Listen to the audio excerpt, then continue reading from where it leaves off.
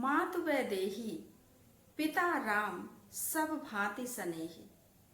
तुलसीदास जी के रामचरितमानस में ये पंक्तियां माता सुमित्रा के मुख से उस समय निकली थीं जब राम और सीता के साथ वन गमन हेतु लक्ष्मण उनके समीप आज्ञा लेने के लिए गए हुए थे। माता सुमित्रा महाराज दशरथ की 3 रानियों में एक थीं। माता कौशल्या पट्टमहिषी थीं और माता कैकेयी कहा जाता है महाराज दशरथ को अत्यंत प्रिय थी। माता सुमित्रा सदैव मां कौशल्या के समीप रहा करती थी। माता कैकेयी से भी उनके काफी घनिष्ठता थी और दोनों ही लोगों के मध्य उन्होंने किस तरह से सामंजस्य बनाया होगा ये वही जानती होंगी। तो राम लक्ष्मण भरत शत्रुघ्न चारों बच्चे उन्हें अत्यंत प्रिय थे।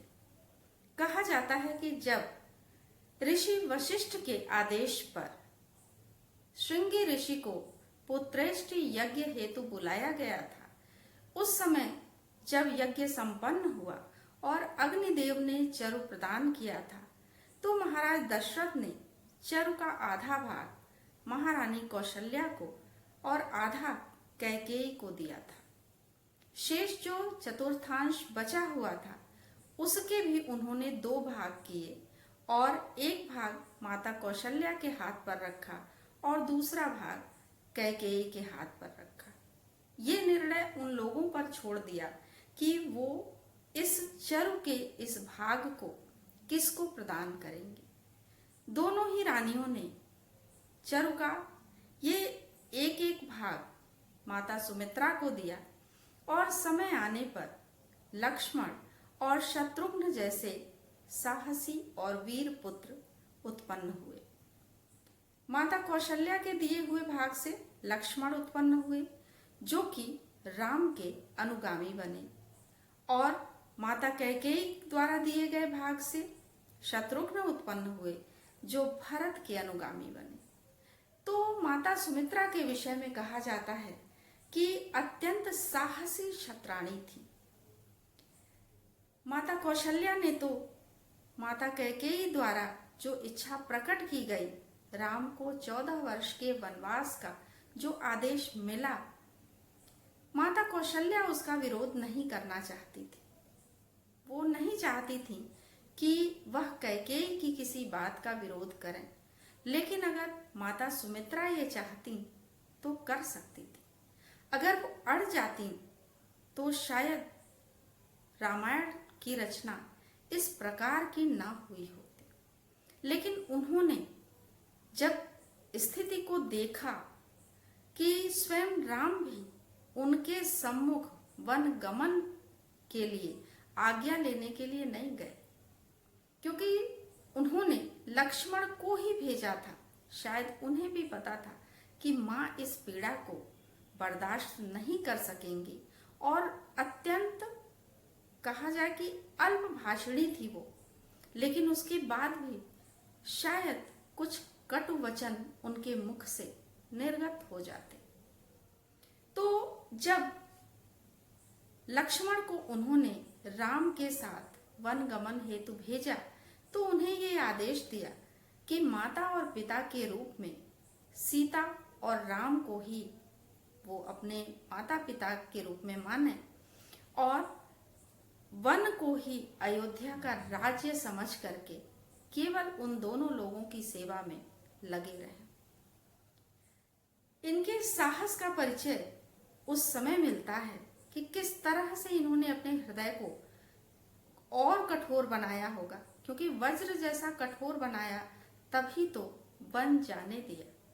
और जब लक्ष्मण की मूर्छा का संदेश उनके तक पहुंचा तब वो अपने हृदय को उन्होंने पुनः वज्र के समान कठोर बनाया और शत्रुघ्न को आदेश दिया कि वह लंका जाएं और राम और लक्ष्मण की सहायता करें।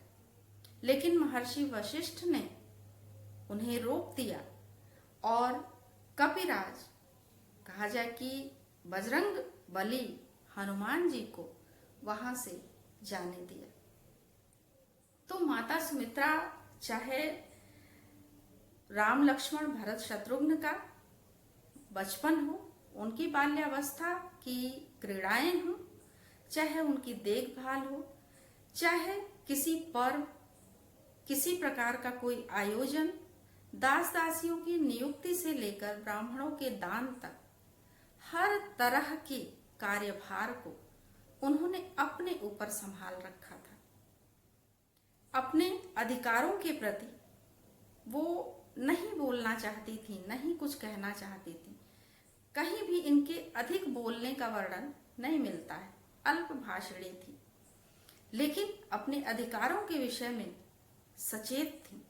माता कौशल्या अगर किसी बात का विरोध नहीं करना चाहती थी तो ऐसा नहीं था कि माता सुमित्रा विरोध नहीं कर सकती थी। यदि वह चाहती तो माता कैकेयी द्वारा मांगे गए वचनों का विरोध कर सकती थी, लेकिन उन्होंने भी उस समय इसी बात में भलाई समझी और महाराज के आदेश का पालन अपने पुत्र को और राम को करने दिया। राम तो वनगमन करते ही, सीता उनकी पत्नी, उनकी अनुगामिनी, लेकिन लक्ष्मण को भेजकर जैसे माता सुमित्रा निश्चिंत हो गईं कि राम के ऊपर आने वाले हर कष्ट को पहले लक्ष्मण से होकर गुजरना होगा।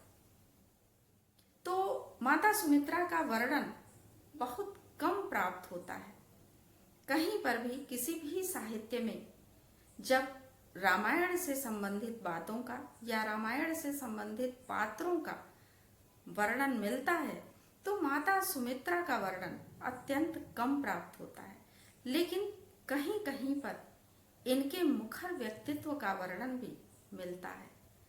तो ये अच्छी तरह से पता चलता है कि अत्यंत साहसी क्षत्राणी के तौर पर, राजपूतानी के तौर पर माता सुमित्रा ने अपने राज्य के या कहें कि महाराज के निर्णयों को माना तो था, लेकिन उनमें साहस या विरोध करने की क्षमता कहा जाए कि अधिक थी। चाहती तो ऐसा वो कर सकती थी। और जब 14 वर्षों के उपरांत उन्होंने राम, लक्ष्मण और सीता को देखा तो प्रसन्नता से उनका हृदय भर उठा। आह्लाद से उन्होंने भी माता कौशल्या की ही भांति उनकी अगवानी की। तो आज के लिए माता सुमित्रा का वर्णन, कल फिर कुछ और।